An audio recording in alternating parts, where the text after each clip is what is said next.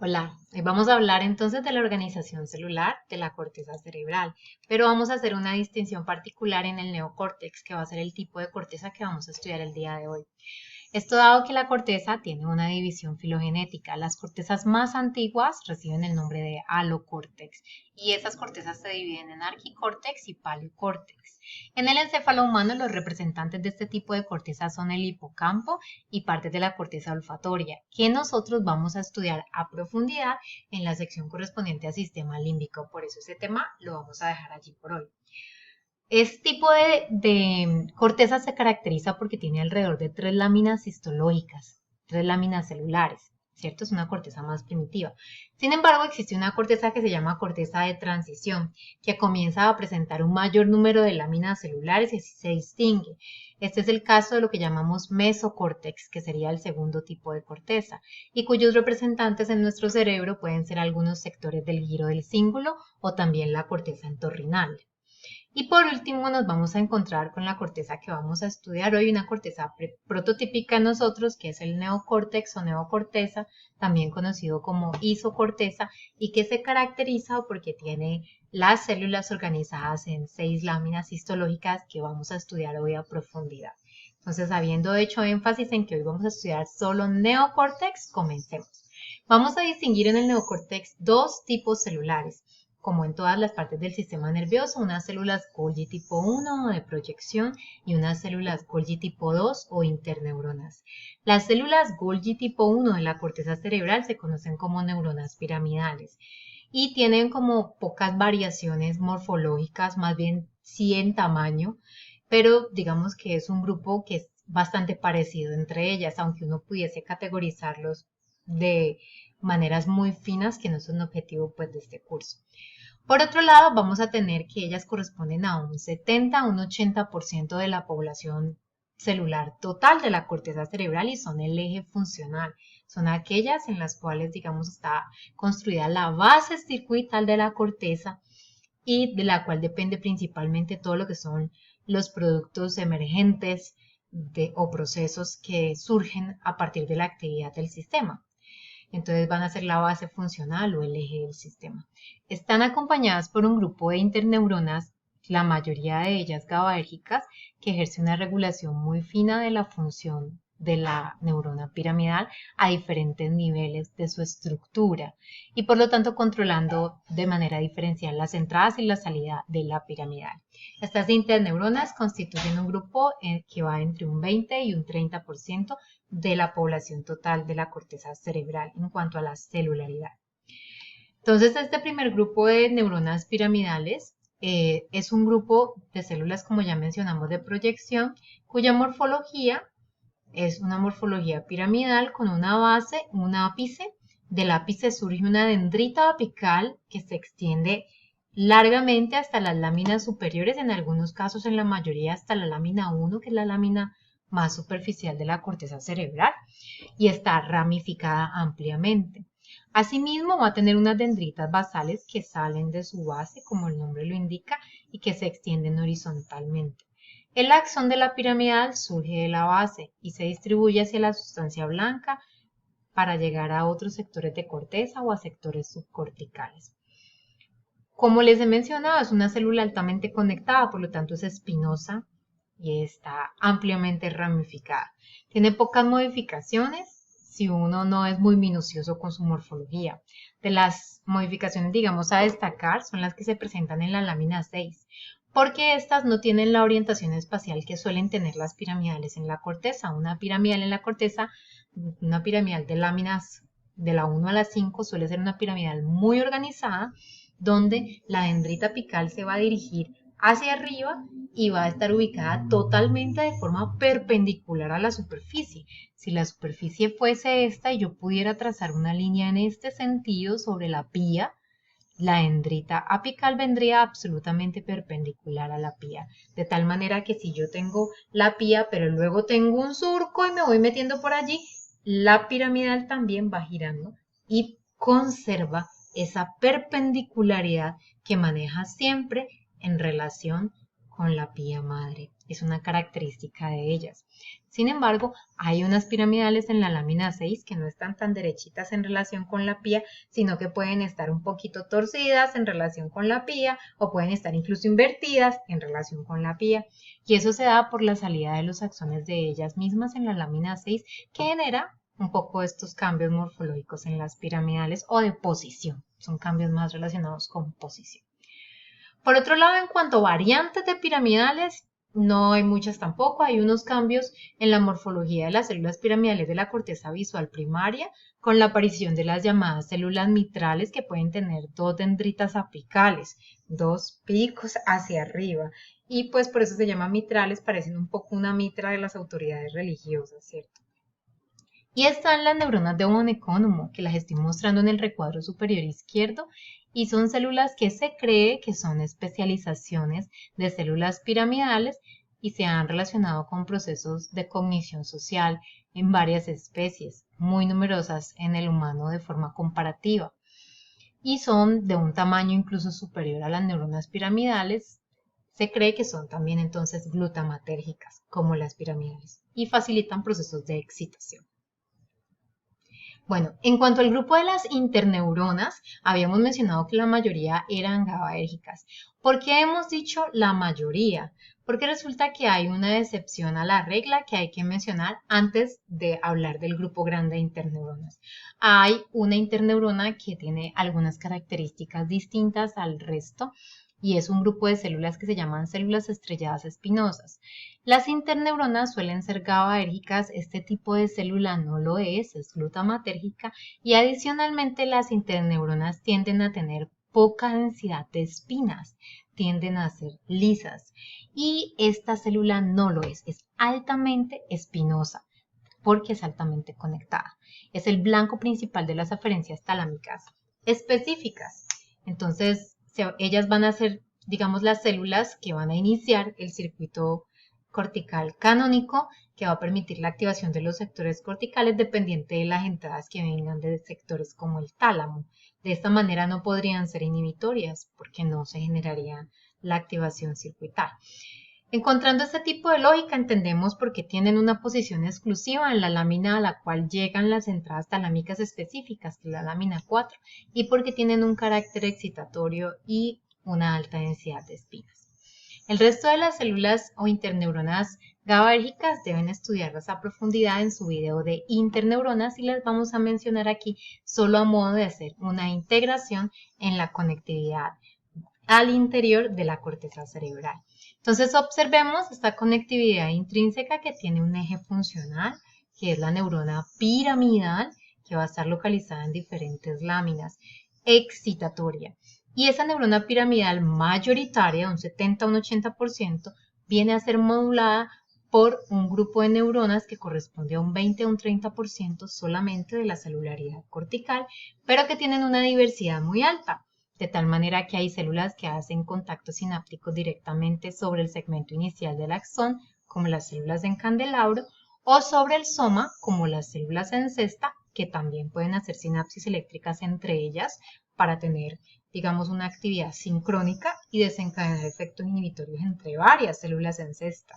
Tenemos las células doble Buquet, que son células que generan fenómenos de inhibición vertical por su distribución y realizan sinapsis axodendríticas.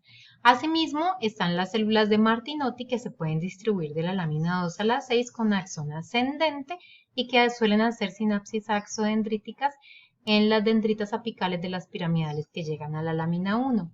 Y la célula neurogliaforme que establece contactos axodendríticos, pero también puede hacer liberación paracrina de neurotransmisores.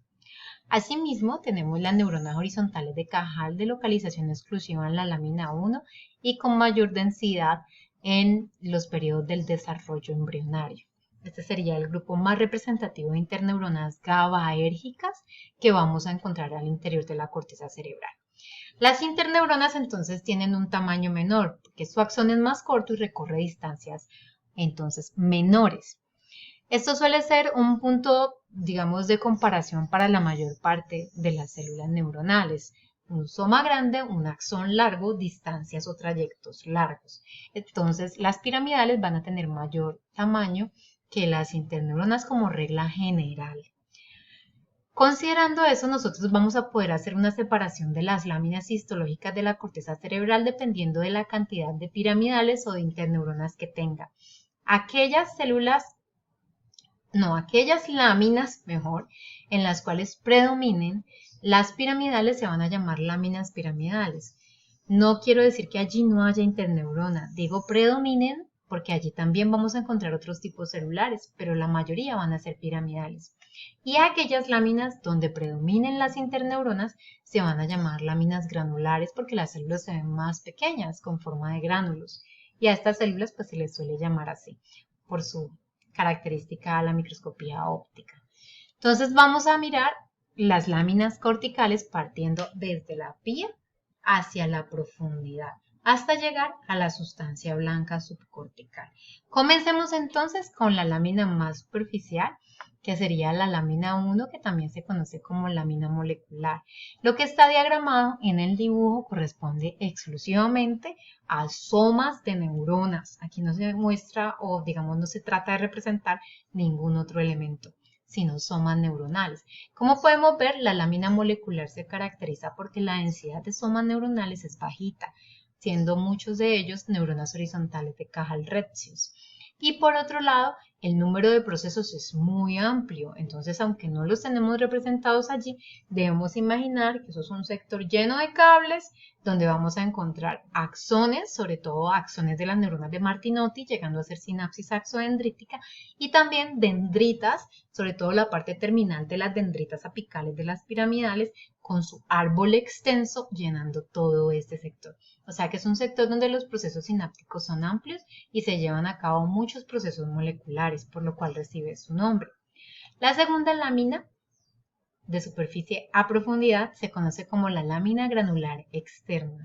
La lámina granular externa tiene predominio de interneuronas y es la lámina que se especializa en la recepción de las entradas córtico-corticales. Esto quiere decir que es la lámina a la cual está llegando información de otras áreas corticales. Si yo estoy en el área 4 y estoy recibiendo información del área 6, el axón que está llegando del área 6, ¿dónde termina? Termina en la lámina 2. Por eso se conoce como la lámina de recepción de aferencias córtico-corticales. En tercer lugar, vamos a tener la lámina 3. La lámina 3 suele ser la lámina más densa en la mayoría de las áreas corticales que hemos estudiado y se conoce como lámina piramidal externa. En ella van a predominar las piramidales pequeñas y medianas, que van a tener sus axones proyectados hacia abajo hasta llegar a la sustancia blanca subcortical, abandonan la corteza y se dirigen hacia otras áreas corticales, por lo cual esta lámina se conoce como la lámina de proyección córtico-cortical o de eferencias o salidas córtico-corticales. Si yo estoy haciendo comunicación entre el área 4 y la 6, de la 6 se comunica con la 4, ¿dónde está el soma de la neurona de la lámina 6? Cuyo axón va a abandonar para llegar a la lámina 4, está localizado en la lámina 3 del área 6. Por eso esa lámina se conoce como la lámina de proyección o salida córtico-cortical. De esta manera, las láminas 2 y 3 se complementan, generando entre ellas lo que se conoce como la conectividad córtico-cortical. Y esa comunicación entre áreas corticales pues va a facilitar los procesos principalmente asociativos que llevan a cabo todas las áreas corticales, pero ya sabemos que de forma diferencial, aumentando según aumenta la jerarquía.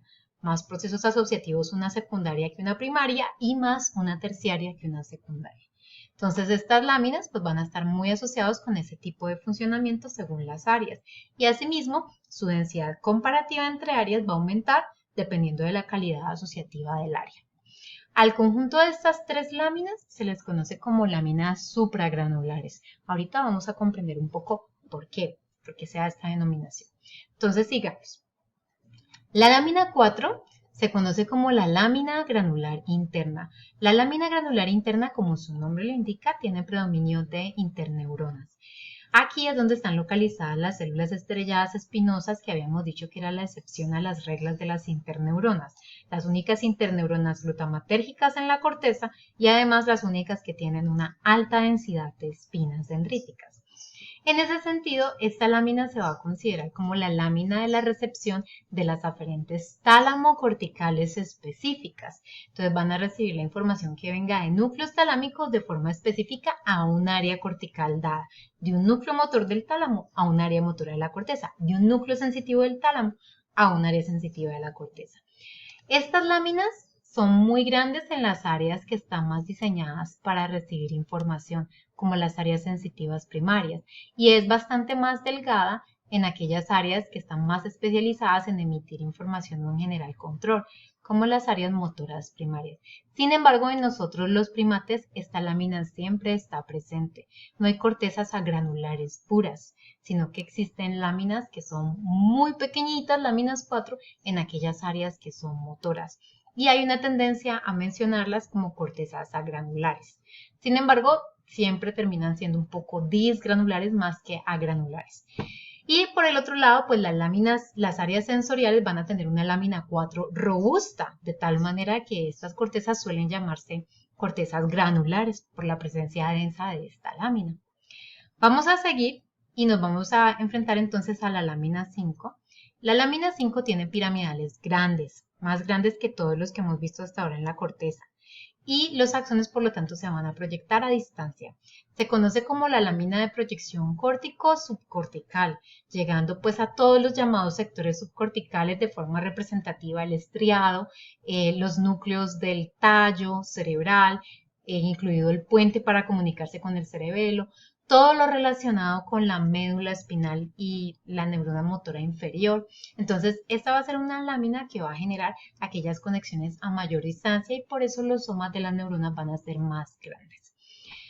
Es importante reconocer entonces que aquellas áreas que tengan funciones de conectividad con estructuras subcorticales más destacadas van a tener una lámina 5 que también va a ser más densa. Y eso pues nos va a ayudar a reconocer un poco el área cortical. Y por último, tenemos la lámina 6. La lámina 6 se conoce como la lámina fusiforme o multiforme. Algunas personas le dicen lámina plexiforme. ¿A qué se refieren estos sufijos? Se refieren a que hay una variabilidad celular alta, a que la proporción entre interneuronas y piramidales suele ser parecida, aunque son mucho más notorias a la microscopía las piramidales por su tamaño.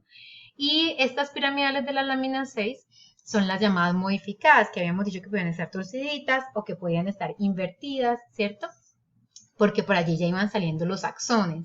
Entonces, estas piramidales van a conectar con el tálamo, porque en la corteza está en una constante comunicación con el tálamo, una conversación, la conectividad es bidireccional.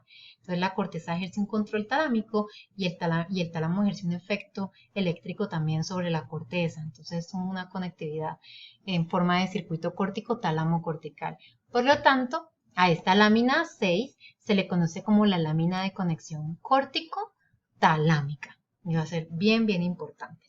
A estas láminas inferiores se les conoce con el nombre de láminas infragranulares, de tal manera que estamos pudiendo entender que el límite entre lo supragranular y lo infragranular es la lámina 4, que es la lámina granular interna. Lo que está por encima es supragranular y lo que está por debajo infragranular en la corteza cerebral. Bueno, sin embargo, la corteza no se organiza exclusivamente de forma horizontal y la única manera que existe de caracterizarla no es a través de las láminas corticales, sino que existe una unidad efectiva de operación constituida por un grupo de células que casi que se activan al unísono ante una tarea dada, que también parecen estar espaciadas geométricamente de una manera muy precisa y que constituyen módulos de procesamiento que comenzaron a ser estudiados a mitad del siglo pasado. Estas son las llamadas minicolumnas o unidades de procesamiento de información.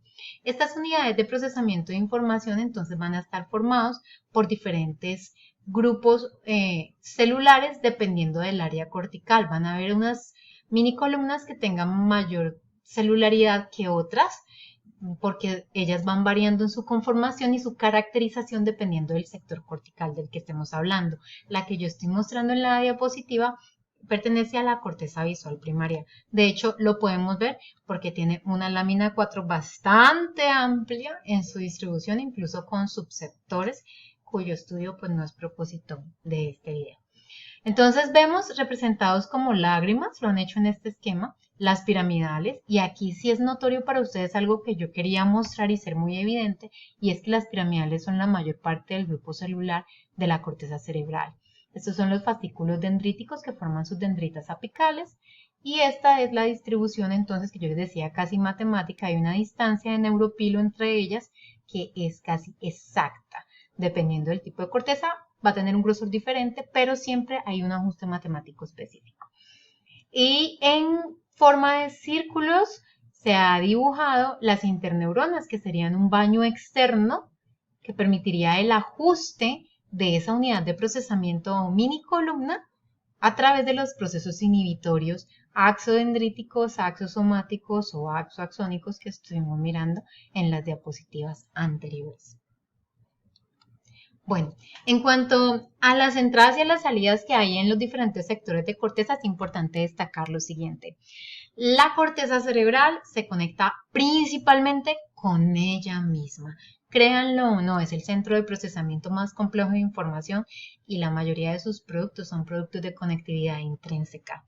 Entonces, los datos que tenemos hasta ahora nos muestran que alrededor de un 92% de la conectividad que tiene la corteza la establece con sectores de la corteza cerebral, lo que se llaman las conexiones córtico-corticales, siendo ella la que genera nuestros productos emergentes y en cuya función está basada la percepción de la realidad. Podríamos decir que nosotros, a través de procesos de creatividad encefálica, estamos casi que todo el tiempo construyendo nuestra propia concepción de la realidad a través de estos procesos biológicos. Nos la inventamos, pero todo surge de lo que tenemos adentro, obviamente que ha estado en una total conexión con lo que hay afuera, pero con una conectividad muy sobresaliente de algo que se está generando al interior. Entonces, con un 92% de representación, conexiones córtico-corticales. En cuanto a las entradas, vamos a ver primero aferencias.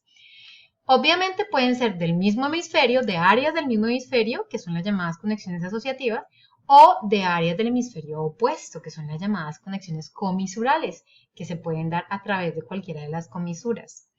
En este caso, representativo para los hemisferios, el cuerpo calloso, que ya lo hemos visto. Por otro lado, un 6%, y solamente miren esto, un 6% de las aferencias corticales proviene del tálamo, que es uno de los errores más frecuentes que se hace al conceptualizar la corteza.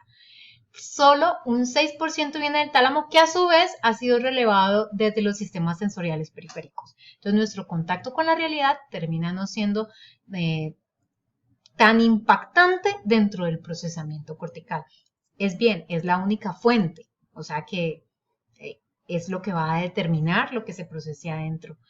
En términos de sustrato, va a ser el único sustrato que vamos a tener, pero de todos modos el peso en conectividad no es tan alto como siempre solemos decirlo.